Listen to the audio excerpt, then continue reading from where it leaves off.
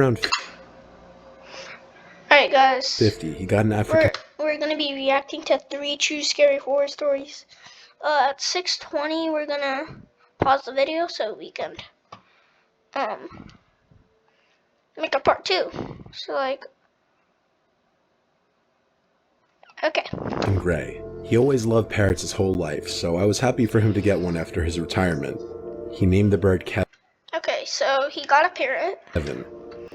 My dad taught Kevin a whole vocabulary of words, and he actually trained him to understand the meaning behind certain words, like hello, what's up, food, thank you, good, and a few others. My dad passed away at 70, and with that came the time to figure out amongst my siblings and I what would happen to Kevin. My brother and sister didn't want the responsibility of taking Kevin into their homes, plus their spouses were against it too. But I couldn't bear the idea of giving him away to a new home.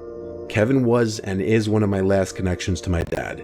In a sense, that was his best friend, so I decided I would take him into my home. I put his cage in the den of my house. My house doesn't have a basement, so the den is considered the lowest level of the house. Kevin is a moderately noisy bird. He can be a chatterbox some hours of the day, usually earlier on. But later in the day and at night he quiets down.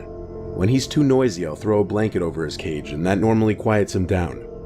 I watch TV in the den at night to keep him company.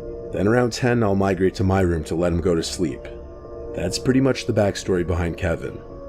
I've been taking care of him for 2 years now, so I know exactly how he behaves and when he's acting out of the ordinary. Speaking of out of the ordinary, there was one night in December around 11 p.m. that Kevin started making sounds while I was trying to sleep. I sleep with the door open since I live alone and need to be able to hear anything if something's going on in the house. Hearing him making his squawking noises past dark, especially this late at night, is unusual beyond doubt, and something was irritating him. I went down to the den to see what was bothering him. He was wide awake on the lower perch of the two in the cage.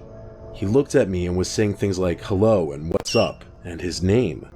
All the while he was nodding his head up and down, moving his whole body in the process as if he were dancing. I tried to feed him, but he didn't eat, so I covered him with the blanket, hoping he would stop. I was in the kitchen when I stopped inside, because he was still making the noises, and I had a feeling he wasn't going to stop. Having worked the next day, I couldn't afford to lose sleep because of him. I really didn't know what to do. I'm still to this day not exactly a bird expert. I went back downstairs and uncovered him. He was still doing his little dance, bobbing his head and body and making his distressed sounds. It didn't click with Guys, if you know what's happening, just let me know, because I'm so confused. With me, until thinking I heard something in the pantry closet a few feet away from his cage. I walked over to it and hovered my hand over the light switch to the pantry, which was outside of the door. The door has one of those big glass panels that many pantry doors have, so when I flicked the light switch, I saw the outline of a body on the inside. Ooh. My fight or flight response kicked in, and I chose fight. I opened the door screaming, trying to get my adrenaline rushing, and I grabbed the man in the pantry closet out and threw him to the floor. He tried to fight back, but I easily overpowered him and had him in what I could best describe as a chokehold. He was a 50-something-year-old homeless-looking man with the smell to match it. I yelled at him, "Who are you? Why are you in my house?" He tried grabbing my face to possibly gouge my eyes or something, but I continued to wring his neck and punch him. During all this, Kevin was going berserk in his cage. When the man on the floor seemed weak enough, I literally sprinted for the nearest phone and came right back and kept him on the ground while I called 911. The man was taken to jail, but he had no ID on him, nothing. He was homeless and had nothing to his name, and as such he was considered what some people call judgment-proof, meaning even if I tried to sue him, I wouldn't get anything from him. He had raided my pantry closet that night and had opened jars of peanut butter, boxes of cookies and crackers, and all sorts of other boxed and canned foods. If it weren't for my dad's parrot, I don't know what else that man would have taken or done in my house. I'm grateful for Kevin, and I like to think part of my dad is watching over me and that bird.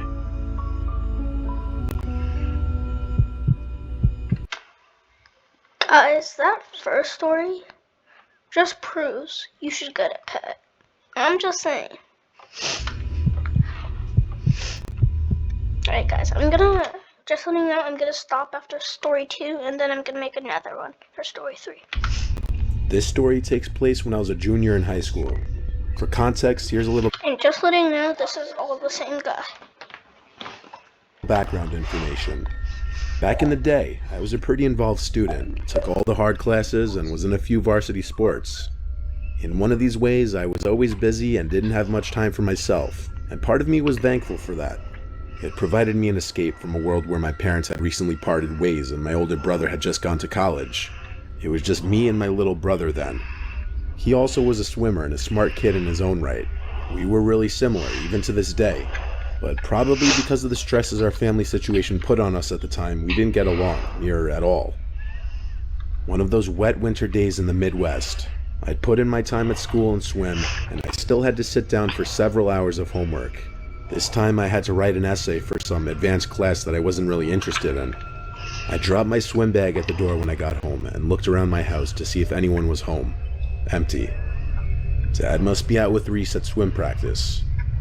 His club team had the slot at the pool after the high school team was done. I popped in a mouthful of Cheez-Its and headed down to the basement to my office to get some schoolwork done.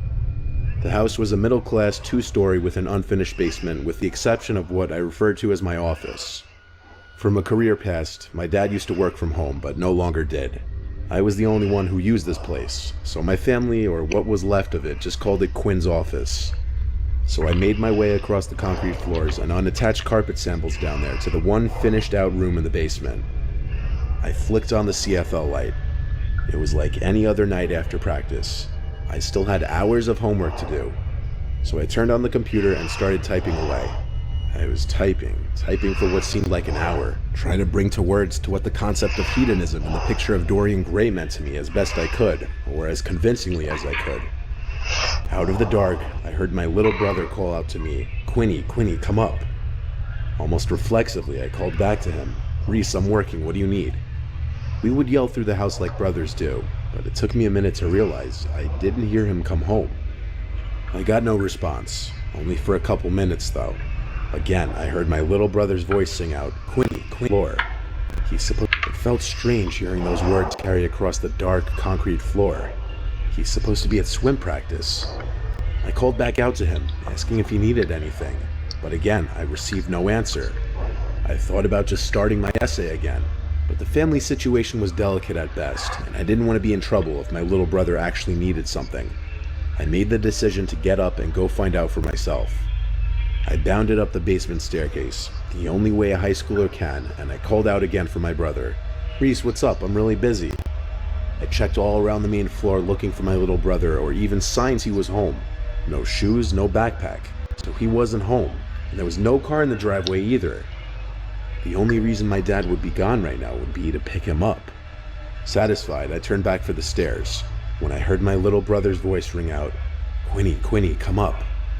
This time every hair on my body stood on end. It just didn't make sense. He had to be at practice, and if he really needed me, he would have come to me. I go to the base of the second floor stairs and called out to him one more time. "Reese, what's going on? Are you okay?" For a minute, no answer. "Reese, I'm really busy. Can you tell me what's up?" It's quiet for way too long as I stared up the dark staircase. Logically, I had no reason to believe anyone was up there, until I heard Reese's voice calmly speak this time and not call out in his sing-song way those same 4 words. "Quinny, Quinny, come up." "What?" I asked under my breath. I couldn't comprehend the situation. I did quick inventory of any probable scenario. Break-in, wrong voice. A prank? I would have seen something at this point. It had to be Reese, and maybe helping him would make me a good brother. So I began up the stairs. My heart pounded with each step, and I was about to make Guys, I don't know about this one. This one's a little freaky. the landing to the dark second floor. Then I heard the buzz of the garage door motor. I ran back down the stairs and looked out the window. It was my father's sedan, and him and my little brother got out. I stumbled from the window to the hall where they would enter, and I felt my heart almost stop beating. I collapsed on the floor and just started to cry uncontrollably.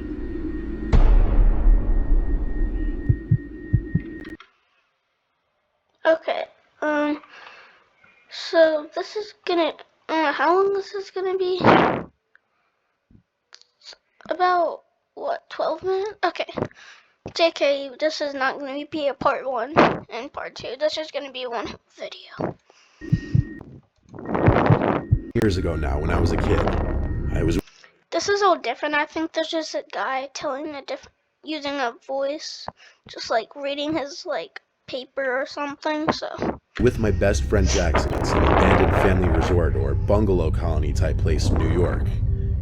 It was off a main road and then down a private dirt path driveway entrance. And it was a rather large property with a bunch of old abandoned buildings, including at least 10 small bungalows, a main hall, a few bathroom stations, and what's a bungalow? Let me know in the comments. an indoor pool house. Along with that was an outdoor pool, a shuffleboarding area, and a kid's playground. Everything was old, run down, and with tall, overgrown grass growing over it. We found this place accidentally one time walking down Route 209, but we didn't explore it that day. We came back another night. By the time we went, it was past sunset. I would never explore stuff at night. I'm only doing that stuff in the morning. The sun was kissing the sky goodnight. It was getting very dark, but we didn't want to come during the day in fear of getting caught and getting charged with trespassing. We brought along Chat. Finding a monster or getting a tiny fine. Like, bruh. walkie-talkies and flashlights with us to communicate to each other when we'd split up. We started looking around the bungalows together. Most of them looked the same and were relatively small. 1 or 2 beds each, a small kitchen, and 1 bathroom each. Some of them had these little living room areas. Halfway looking through these bungalows, I split off from Jackson because he was moving kind of slow. I tried to enter the building that looked to be the main hall or office or something, but every entrance was locked. I walkie-talkied Jackson to tell him that the big building was locked. He didn't walkie-talkie back. Guys, I think I have to make a part 2 and 1. So if you like that story for now, make sure to like and subscribe.